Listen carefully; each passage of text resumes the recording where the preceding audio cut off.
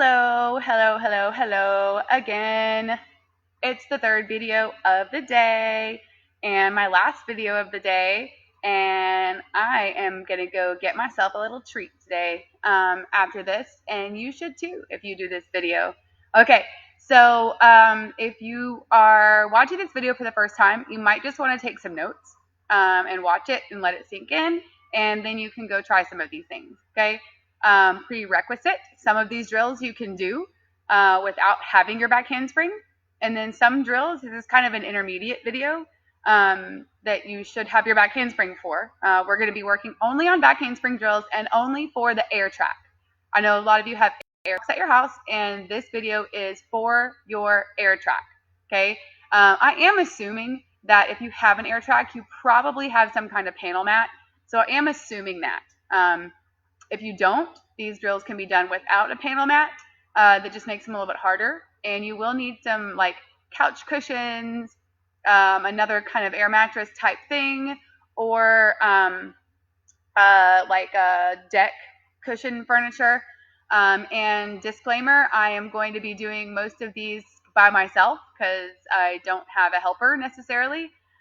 Jade is here, but she's more of a flipper, not really like a backhand springer. So anyways, I'm going to be doing my best. I just finished an hour-long workout, so I am nice and warm, and we'll see how this goes.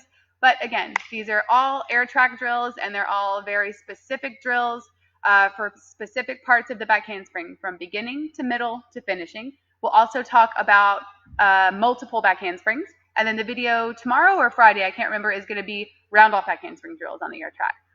We did round off drills only yesterday, I believe. It's Wednesday, I think. I don't even know what day it is anymore half the time. Anyways, we're going to start out with just a few jumping drills, okay?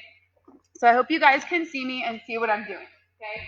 So you want to start on the floor and jump up to your air track. When you start back handsprings, it's best to start back here, because this is where you're going to be anyway. If you start your handspring here, if you start your handspring here, you start your handspring here, you're swinging back to here anyways. Might as well not make any mistakes, okay? So start with your arms behind you, act like you're sitting in a chair, and jump up to the air track, okay? We'll do that again, arms behind you. Put weight in your heels, kind of sticking your bottom out a little bit, not like this, okay? Your chest is still up. All you're doing is pushing a little weight to your heels, okay? You're going here, weight in your heels, jump, and push back, okay? So you want to work on your jump a little bit, okay?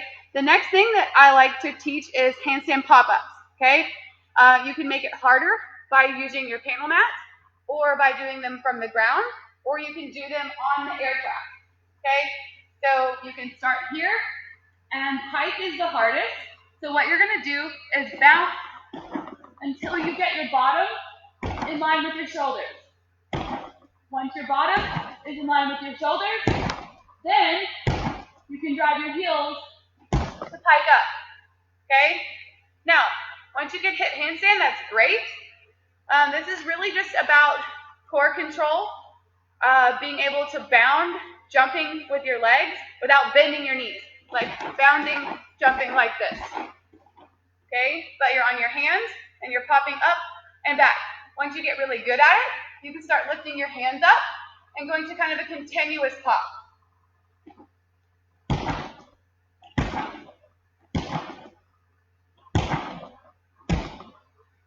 And those are very beneficial for control, conditioning, blocking off your hands, and understanding that you don't have to bend your arms or your legs, okay? So let's isolate the blocking, okay? We're going to start from our knees.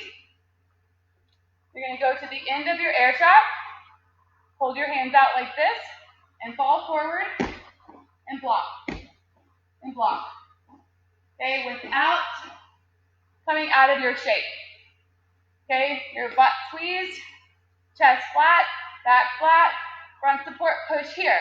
You fall and push, okay, without changing your shape or going like this and then pushing back, okay? You don't want to change your shape at all.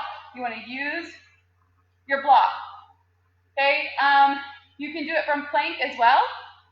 This is harder. You can kind of do it here on plank, and just get to the point where you can kind of bounce a little without changing your shape or bending your arm. And then try to flick your wrist. Okay? You can also bounce a little and then try to bring your arms up and back to your plank.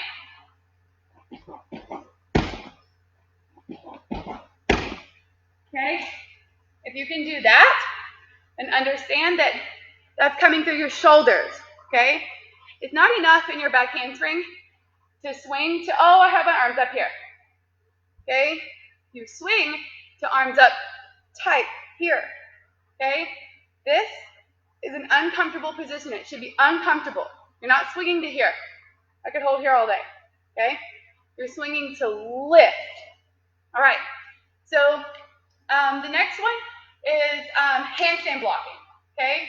So you can do it at the end of your air track or on your air track. I prefer at the end. I feel like I get a better block. But you're going to start in a lunge, kind of arms out here, and as soon as you push forward, as soon as your palm right here hits, that's when you block. Don't wait to try to block when you get all the way up in your handstand. Okay, it's here. You want to push out to where your hands are far away from your foot. One more time. Okay? All right, so next is one of the most important drills for control in your back handspring, power in your back handspring, and finishing power so that you can continue. If you don't have a panel mat, you can do these off the end of your air track, like this. You go up to a handstand, and you snap down. I prefer to do these on the air track with a panel mat. So if you have a panel mat, that's great.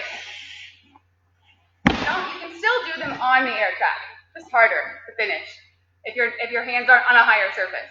So when you do your handstand snap down, you want to be sure that you're getting up all the way to a handstand, that you have a good handstand, and that you're open. Okay? Your body shape is open. So in your handstand, you're here, and your armpits are open, and your hips are open, like this.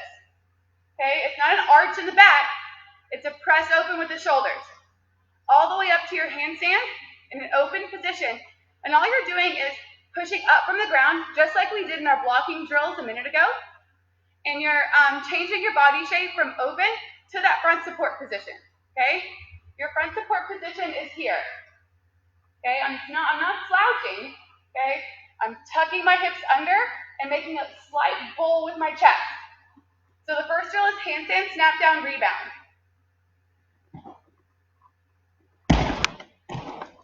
Okay?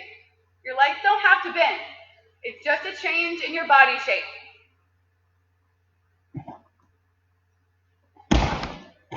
Okay, you are piking a slight bit, not much though. Okay, so there's your handstand snap down. Now, I am going to go handstand snap down, rebound, jump back on the mat. Okay?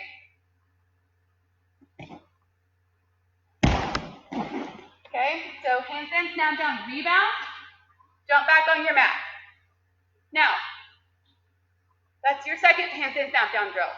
Your third one is handstand snap down, rebound, jump back on your mat, jump off the mat, and punch to a handstand pop up, and continuously jump off and back on.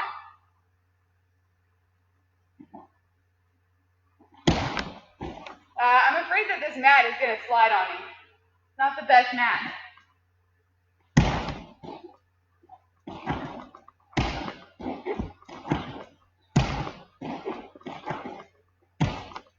Okay, so if you don't have a mat, you can do this as well, just on your air track, by going up to a handstand on your air track, snapping down, and lifting up your arms, and going back to your handstand.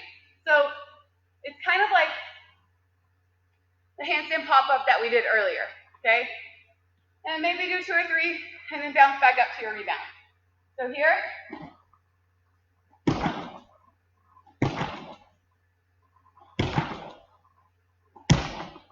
Okay? Now, the next drill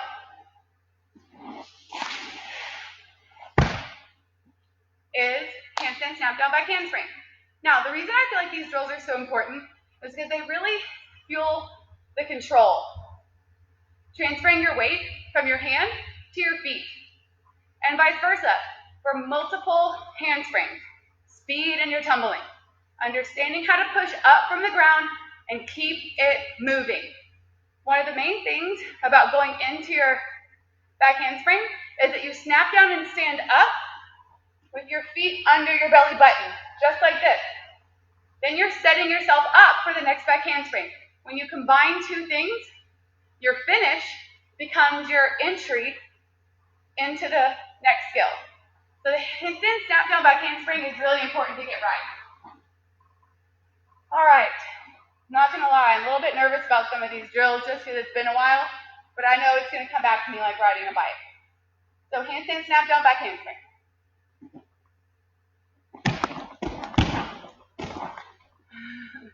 I feel like it could definitely be longer, but I gotta save some energy for the next few drills, okay?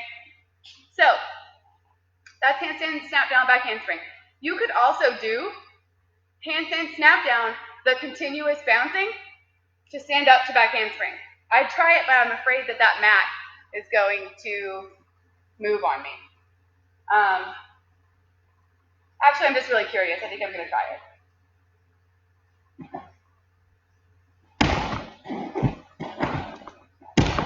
Woo. Oh yeah, that's fine. I like that. All right, so the next drill I'm not gonna do because this air track is really wide, but yours at home is probably not as wide as mine. So what you're gonna do is you're gonna stand on the floor and you're gonna do a back handspring over your air track. Okay, so you're gonna stand here and do a back handspring with your hands on the air track, and you're gonna snap down to where your feet are off the air track. Now, depending on how wide your air track is, you might be able to do a back handspring completely over your air track, to where you start here, and your back handspring goes all the way over the air track, okay? The next one, just to kind of give you the importance, the reason we're doing that part, okay, the handstand snap down and the blocking and stuff, that was speed, that was power, that was finishing. Okay, this is length. You want to lengthen out your back handspring. Length is power, okay? Speed isn't always power. Length is power. It helps you be in the right body shape and the right angle to create that power, okay? So standing back handspring over the air track with hands on the air track, standing back handspring all the way over the air track, nothing touches the air track, okay? You can also have a marker, okay? So you draw a chalk line behind your heels, okay? And you draw a goal of a chalk line where you want your hand, and a goal of a chalk line where you want your feet, okay? So mainly your hand. I'm not too concerned with the length after your handspring unless we're talking about working on pushing away from your hand, if you're going into like a back tuck after. But there's different reasons why you would want to scoop your feet at the end or why you would want to push your feet out far at the end. So they're both beneficial, okay? But what we're talking about mainly is the distance between your feet and your hands at the beginning of the back handspring, okay? Your mark should be at least a leg length away, okay, if not more, right? So what you'll do is you'll start here, and you'll do a standing back handspring, and you'll try to achieve that length. I have a feeling mine could be longer. So the next thing is to put a noodle under your chin, a pull noodle. I have some over here.